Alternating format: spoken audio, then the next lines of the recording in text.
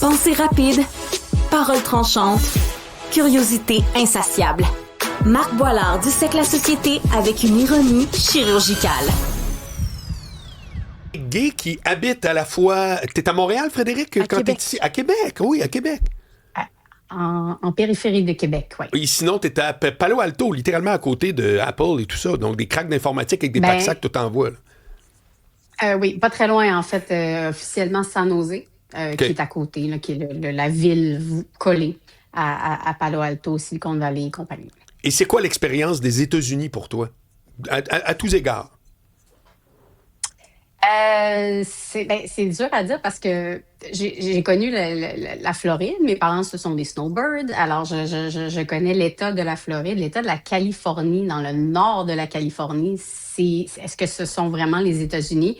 Oui, à certains égards, mais c'est tellement une société différente, une démographie différente, principalement démocrate, principalement progressiste. Alors, je fais pas le saut là, quand j'habite là-bas versus quand je peux être en Floride pendant 2 semaines chez mes parents. Je vois des choses qui sont un petit peu plus confrontantes ou même les gouverneurs et les politiques de ces États-là. Mais ici, en Californie, c'est la...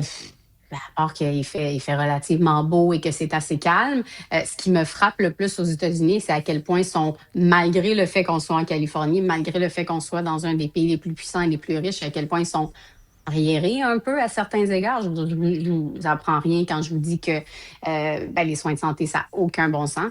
Moi, on a des assurances, donc j'ai reçu la facture de ce que ça aurait coûté si j'avais payé mon accouchement, mon séjour, bon, tout ça. Des Tylenol qui te donnent à l'intraveineuse juste au petit repas sur un plateau qu'ils viennent de porter.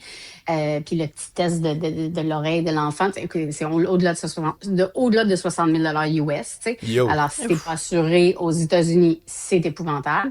Et sinon, c'est drôle parce que je suis allée... Bon, une de mes premières sorties après l'accouchement et tout, c'est d'aller chez la coiffeuse. J'ai pris un petit 3 heures pour moi. Puis la jeune fille qui faisait mes cheveux, elle aussi venait d'accoucher.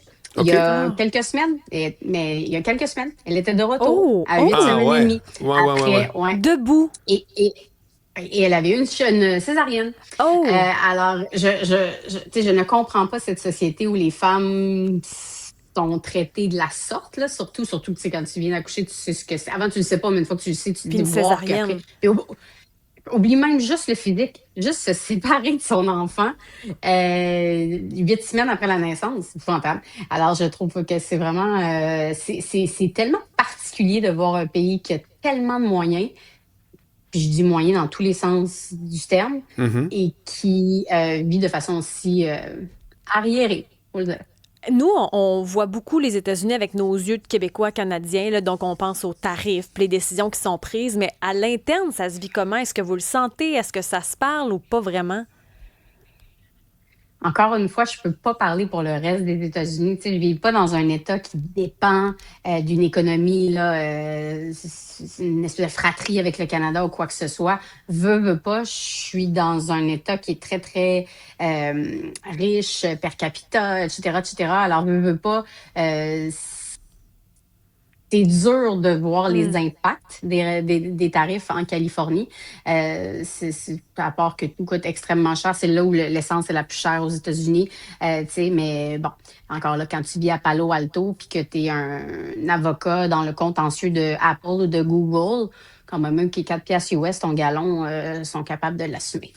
Puis en Floride, tu disais c'est un peu différent. Est-ce qu'il y a des affaires qui t'ont choqué justement quand tu étais passé du temps là-bas? En Floride, c'est l'espèce de... comment dire ça en étant diplomate? Je trouve que l'ignorance est plus prononcée à certains égards. Le manque de nuances, voici ce que je veux dire. Le manque de nuances est plus prononcé en Floride qu'en Californie. Je sens quand je jase avec... Mettons que je m'assois à un bar d'un restaurant et que je discute avec le serveur derrière le bar ou peu importe, en Californie et en Floride, c'est pas la même chose. Il faut que je fasse attention à ce que je dis en Floride. En Californie, beaucoup moins. Alors, c'est ça que je te dirais. Puis est-ce que tu es bien de façon générale là-bas? Est-ce que, parce qu'on parle des défis, mais il y a sûrement des côtés le fun aussi, agréables de passer son temps là-bas. Est-ce que tu comptes rester là un bout de temps aussi? Le plan est que tant qu'il n'y a pas une rentrée scolaire et une école, une petite école qui nous attache ici au Québec, le plan, ça serait de retourner là-bas l'hiver. Je dis ça, mais tu sais, c'est pas coulé dans le béton. Là, mon chum on a flirté avec l'idée qu'il ait joué au hockey en Europe. Finalement, pour plein de raisons. En fait, la raison principale, c'est que lui, il trippe d'être papa à la maison. Je me doutais pas qu'il triperait autant. Alors, c'est comme je me vois pas être séparée d'elle pendant des jours et des jours. Mais tout ça pour dire que, donc, comme on a mis une croix sur l'Europe ou le hockey, ben, on retournerait probablement en Californie à chaque année. Là, vu que la maison est là, etc., etc. C'est juste simple pour l'instant. Pourquoi Mais Québec puis pas Montréal? Je pensais que tu serais installé ici à Montréal pour... je suis comme surpris que tu sois à Québec avec ton chum. Ben non, moi, je suis une fille de Québec, Moi, non, d'abord je et avant comprends. tout. Oui, mais tu as travaillé ici, c'était à Montréal. Oui, exactement. Mais je suis vraiment une fille de Québec. Ma famille est ici. Mon chum était établi ici l'été aussi. Fait que OK. tu sais, c'était un peu un no-brainer à ce moment-là. Tu sais, après, on verra. Hein, si mon travail m'amène éventuellement à Montréal, quoi que ce soit, on verra. Mais pour l'instant, c'est cela. Il y a un aspect familial qui est très important. C'est ça qu'on entend aussi dans ce que tu racontes. Oui, je suis très proche de ma famille, très proche, ironiquement, ma soeur est à Montréal, mais elle descend souvent. Très, très proche de ma famille, mon frère aussi est là-bas. Mes parents sont ici, et effectivement, tout va tourner, d'après moi, autour de notre enfant, slash peut-être s'il y en aura une ou un deuxième, là. Donc, je pense qu'une fois que tu y goûtes, moi, j'ai toujours su que je voulais être maman, là. On en a sûrement déjà parlé, Isabelle, mais Non, c'était avec moi. C'était avec moi que tu as parlé de ça. Je me souviens très, très bien. T'as raison, Marc, c'est avec toi. Non, mais c'est ça, mais j'ai toujours voulu être maman, mais je me suis dit, tu sais, comme à minuit moins 5, là, quand t'es à 9 mois et sur le bord d'exploser, tu te dis, d'un coup, j'aime pas ça. Qu'est-ce qui se passe? Ah Tu sais, ouais, j'ai dit hein? à tout le Je monde, t'ai moi, je posé vais être ça. maman, moi, je vais être une bonne maman. Oui, une espèce un petit vertige, là, la veille de l'accouchement ou à peu près. Puis finalement, je confirme que j'adore. J'adorerais retourner travailler et c'est dans les plans éventuellement parce que j'ai Mais là, toujours aimé ma job. tu travailles pas sur Mais là, l'Omnium. je vais travailler, là. Ben oui. Oui, mais je veux dire à temps plein, Ah, là. je comprends, je comprends. J'aimerais ça. Mais pour l'instant, veux pas. Je savoure ce qu'aurait été un congé de maternité ici. Là, tu sais, je Ben savoure oui. la première année de vie avec ma fille. Puis honnêtement, on est chanceux. Tu sais, justement, pour revenir à j'avais peur d'un coup que j'aime pas ça.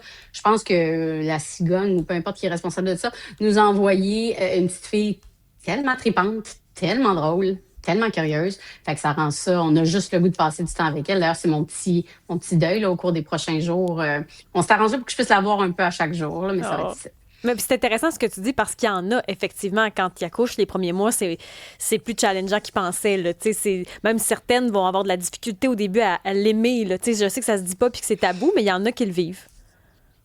Ah, complètement. Puis, c'est quoi, mais ça n'a pas été instantané. Moi, j'ai pas pleuré là, quand ils l'ont mis sur moi. Puis, tu sais, j'ai pas. Puis, même que durant la grossesse, je me souviens d'avoir demandé à ma mère, j'ai dit, c'est quand qu'on connecte, qu'on clique avec les bébés? Ah oui, Parce que moi, quand même. je reçois des. Ben oui, puis pourtant, je suis super maternelle dans la vie, mais je suis comme. C'était une étrangère dans mon ventre. Ouais. J'ai jamais vu. J'ai pas, tu sais, whatever, là, tu sais, je sais pas. Puis même la veille, je sais comme comment ça va se faire. Et la vie est bien faite. Puis ça s'est fait. Si je suis vraiment très honnête, là, 48 heures après. Toi, au début, tu es un peu dans un espèce de brouillard de récupérer et tout ça. Mais 48 heures après, là, il y a. Mais d'abord, c'est des petits bébés, ça te fait des sourires. Hein. Quand ça dort, hein, ça te fait un petit rictus. Fait que je pense que c'est fait pour ça. Là. C'est fait pour que tu fasses oh. Je suis, c'est réglé. La là, je machine prendrais est une balle rodée. pour elle. Oui. Hey, Ouais, Frédéric Guy, voilà, c'est bouge réglé. pas. On va parler de l'Omnium, justement, là, qui commence en fin de semaine, sur lequel tu vas animer puis être très présente. Fait qu'on parle de ça après. D'accord.